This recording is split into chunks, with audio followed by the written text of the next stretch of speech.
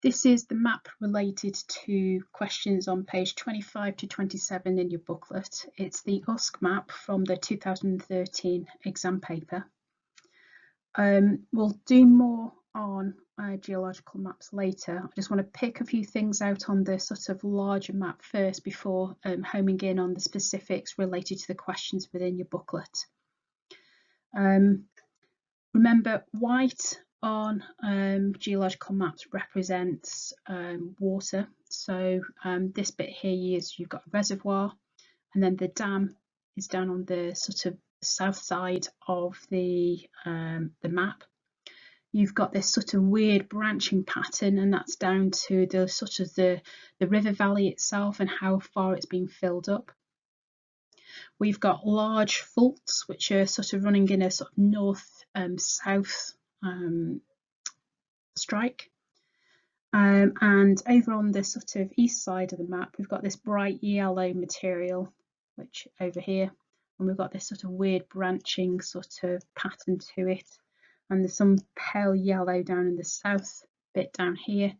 That is all river alluvium. And if you look closely on the map, it's got this sort of like flying bird symbol, and that's basically river deposits. So it's a thing that's left behind as the river is sort of flowed over that particular part of the area.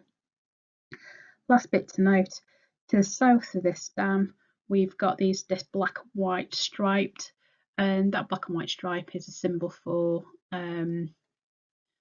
landslide. Okay, so this is all slipped material within that particular area.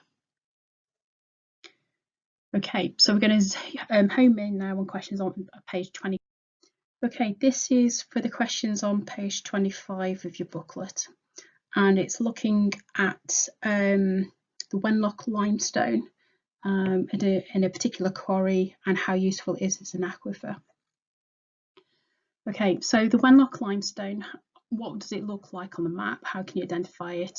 Well, you've been given on the general vertical column the colour for the Wenlock limestone, and it's that light blue colour. It's got the B6C annotation on it. You've also been given a photograph of the limestone outcropping in a quarry, and it's this photograph here. And the first part of the question is getting you to sort of develop your map skills and how you can use them to work out the height of the section or which way you're looking within the photograph. Okay, so to work out the height, you've been given a scale on the photograph, and you've been given a hammer that you know is 30 centimetres tall. If you know where the top of the cliff is and the bottom of the cliff, you can work out how many hammers you'd get in there. Therefore, you can work out the height or the thickness of that particular layer. Now, the second thing is working out which way you're looking on that particular photograph. These are quite tricky questions. I'm going to give you a technique that you can use.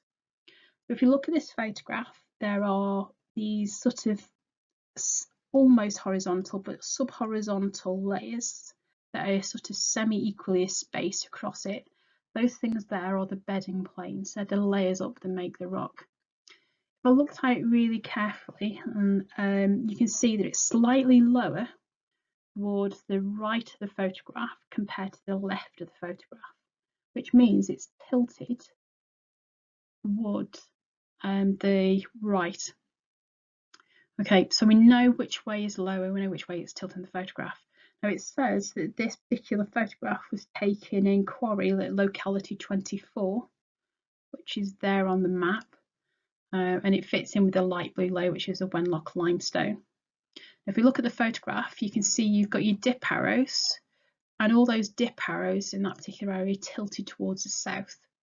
So they're telling you that the rocks are tilted or dipping towards the south, and the photograph, it's tilted towards the right. Therefore, the right must be the south, and the north is on the left side of the map. So once you know that orientation, you can work out which direction you're actually looking on that photograph itself. Now, I've mentioned one of the geological features on that particular photograph, the bedding planes. I'm sure you can remember from class what these other cracks are called within rocks, which would go between the bedding planes. And if you can't remember, it begins with a J. Now, the main part of the question is looking at the suitability of this Wenlock limestone as an aquifer.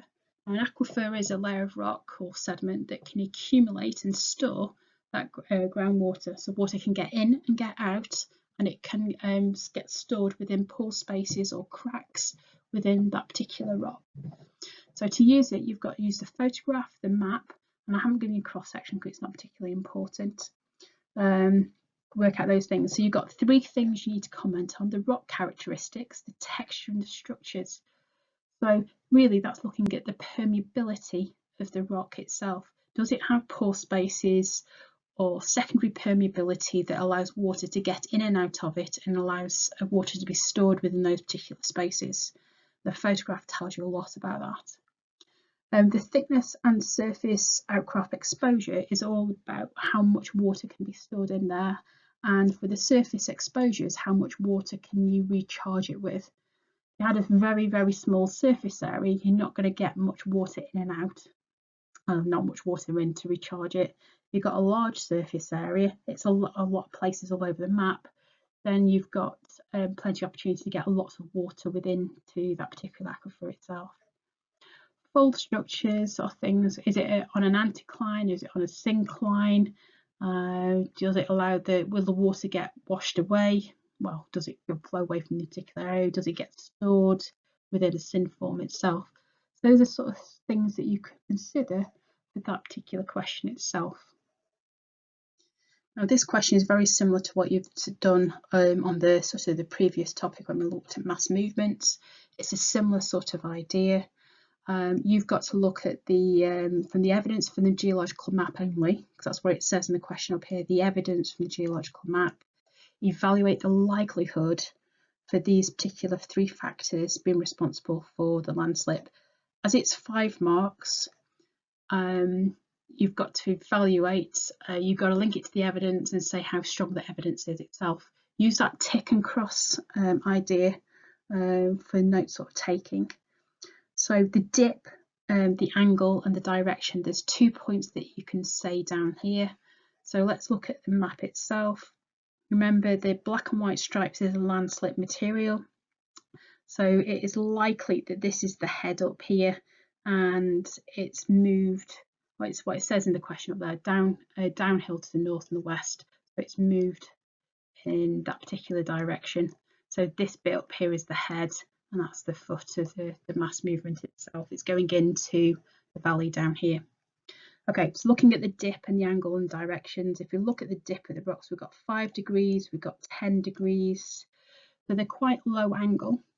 And is it going into the hill or is it going out of the hill? If we look at the contour lines that we've got on the map, hopefully you can see the yellow on there. They're going around this way. This looks like it's the top of the hill and the bottom hill down there. Remember that yellow is a river valley. Okay, so tilted wise, is it going into the valley or is it going downhill? So is it going tilted uphill or downhill? I'll let you decide whether that is going to be the case. Fluvial processes. Fluvial just means river, remember. So if we look at a particular map, I've already pointed out to you, at the bottom corner of the map, we have got a river valley. And it looks like the river valley is hitting the western section of the landslipped material. Now, what do rivers do to base of a slope? Well, it undercuts it. So could those river processes affect the sort of slope stability? Leave it up to you. And the last bit, we've got the faulting. There's a whacking great big fault which is running in sort of east-west-ish direction across the mass movement itself. So is that a factor? You decide. Okay, this is a question on page 27. You've got to think of a geological explanation for why the reservoir is there. Why have they chosen to put the reservoir in this particular location? So reservoir is all about storing water within a river valley or an old river valley or a topographical low. You don't want that water to escape from that particular area. Okay, so one of the first things you've got to consider is the permeability of that particular rock that the reservoir is situated over. So you need to find out what this purple rock is, because the majority of that reservoir is situated over that purple rock. So I've given you the general vertical column there, and it will tell you what the sort of the geology is over on the right hand side of the slide. Okay, apart from that, other things that are going to let the water leak away are things like faults. So is there any faults that are directly underneath the reservoir itself? Other things that you probably could consider is the idea that you've got to recharge the reservoir. So things that can do that is within a river valley, you get the small streams feeding into the reservoir itself. If you look right to the north of the map, in very faint grey, there's a word there that says spring.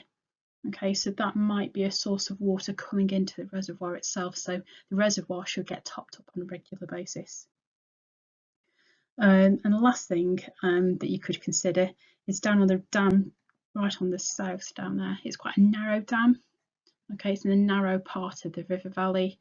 It's going to exert a lot of weight onto the bedrock itself, what the dam is built over. So you'd have to consider the strength of the rock itself. Okay, and maybe the rocks are strong enough or the structure is good enough for you to actually do that. Okay, same section of the map, but you've got to consider why that reservoir couldn't get any bigger than what they've designed it as. So why couldn't the outline of the dam be higher up on the sort of the landscape itself? Well, for a start, you need a bigger dam itself. If you're going to do that, the dam would have to go higher up in the valley to trap the water behind it. If that is the case, bigger dam, more water, a lot more stress being applied to the rock itself in terms of weight. And that might not necessarily be, the rock itself might not be able to sort of withstand that particular weight itself.